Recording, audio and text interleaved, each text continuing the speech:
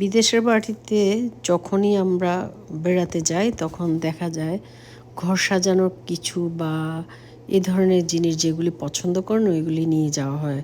কারণ হজবরল সব কিছু দিলেই তো আর হবে না, ইউজেবল জিনিস দিতে হবে, কারণ এখানে অনেক দাওয়াত থাকে। দেখা যায় মাসে 3-4টা দাওয়াতও থাকে। তো দেখা গেছে, এই যে দেখেন আমরা আসলাম এখানকার ম্যাসিসের সবচেয়ে বড় মল হচ্ছে আমেরিকার ম্যাসিস। তো এই যে ফুলের মানে বুকেগুলো এগুলো কৃত্রিম ফুল।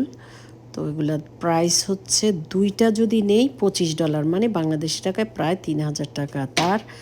আর তাছাড়া ডেকোরেশনগুলো দেখেন, এই যে ঈদের বা রমাদানের জন্য খুব সুন্দর সুন্দর, অথচ দাঁড়িয়ে বিক্রি করছিল একজন চাইনিজ। হ্যাঁ, এই যে কি কিউট কিউট গিফটগুলি। তা আমরা তো খুবই খুশি যে দুইটা নিলে $25।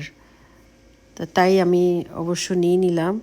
এই যে একটা চাঁদ, এই যে এরকম একটা, আর আরেকটা রমাদানের জন্য এরকম নিয়ে নিয়েছি।